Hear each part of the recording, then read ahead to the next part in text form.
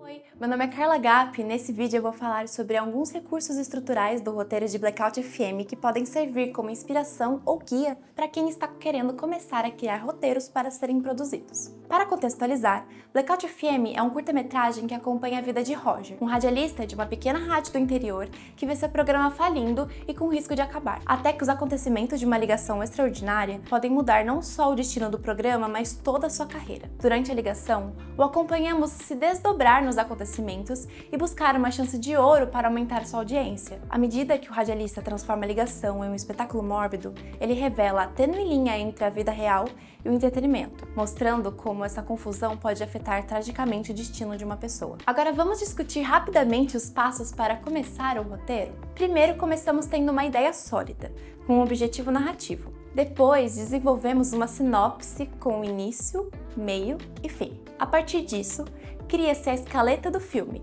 que é uma estrutura em tópicos cena por cena. Só assim, começamos a realmente estruturar a primeira versão do roteiro, para depois realizar inúmeras revisões e leituras críticas. Uma dica importante: saiba para qual finalidade o seu roteiro está sendo escrito e em quais condições ele será produzido.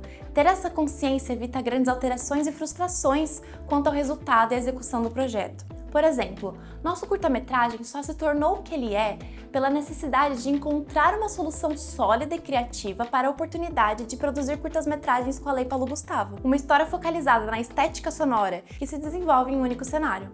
Deste modo, conseguimos reduzir os gastos com transportes entre locações e aumentar a qualidade técnica da obra como um todo. Mas o que encarece uma produção? Alguns exemplos são inúmeras locações, muitos personagens, efeitos práticos e visuais, VFX e cenários datados. Pensa comigo, em um filme que se passa em 1920, a produção terá que ir atrás de objetos, figurinos e arquiteturas dessa época, algo que não é tão fácil de se conseguir. Por isso, um bom roteirista pensa também na viabilidade da produção. Nosso roteiro deve ser uma ferramenta prática. Ele existe para ser filmado, não apenas para ser apreciado como texto ou lido como um romance. E para isso, temos uma estruturação e definição de formatação. Mas entenda, no Brasil, o roteiro de cinema não possui um único padrão formalmente estabelecido como nos Estados Unidos, mas existem convenções amplamente aceitas no nosso mercado audiovisual. Essas convenções são inspiradas tanto na formatação norte-americana quanto nas práticas específicas da indústria local, como adaptações que atendem às necessidades culturais e de produção do país. Em Blackout eu utilizei desse modelo, pois ele possui algumas regrinhas que ajudam a guiar tanto a equipe técnica quanto os atores ao realizarem a sua leitura. Algumas delas são a narração no presente, a utilização da fonte Corel 12 com espaçamento simples, porque ela auxilia na estimativa da duração do filme, uma vez que a cada página do roteiro corresponde em média a 1 minuto de filme. Uma distribuição do texto em margens bem definidas. Por exemplo, os nomes dos personagens na indicação de diálogos, o diálogo e as descrições das ações possuem recuos específicos. Essas formatações podem ser aprendidas em alguns livros. Um deles é o Manual do Roteiro, de Field. Ou, como eu mesma faço, você pode usar um programa ou aplicativo disponível para te ajudar, como o Write Do It ou Final Draft. Mas vamos lá! Como foi a estruturação do meu roteiro? Ele possui apenas 3 cenas, uma delas significativamente mais extensa do que as demais, a qual carrega a maior parte dos elementos narrativos do filme. Cada cena é identificada por um cabeçalho chamado slugline, que indica o local e o período em que a ação ocorre. Formatada em caixa alta, no início é utilizada a nomenclatura INT para cenas a serem gravadas no interior e EST no exterior. Depois, define-se o ambiente, o lugar onde vão ser as ações, e o momento do dia, separado por um travessão, como em INT, interno, rádio biruta, cabine radiofônica, noite. Atente-se à mudança de cenas. Uma cena está diretamente relacionada à sua unidade de espaço e tempo. Se muda o tempo, temos uma nova slugline. Se muda o espaço, também. A decisão de tornar uma cena longa ou curta é uma escolha do roteirista, pautada pela necessidade de manter a coesão e fluxo da narrativa. Nesse roteiro, o enredo se desenrola majoritariamente em um único ambiente, a cabine da Rádio Biruta, e em um único período contínuo, durante o programa Blackout. Então, A decisão de manter esse único cenário não se dá apenas por uma liberdade criativa, mas pela necessidade de sustentar o ritmo e explorar ao máximo o potencial dramático de um ambiente confinado. Após ambientar o tempo e o espaço, uma cena se inicia com a descrição clara desse ambiente, que deve ser objetiva, necessária e visualmente direcionada. A chave para uma descrição eficaz é fornecer informações suficientes para criar a atmosfera desejada, sem sobrecarregar o texto com detalhes excessivos.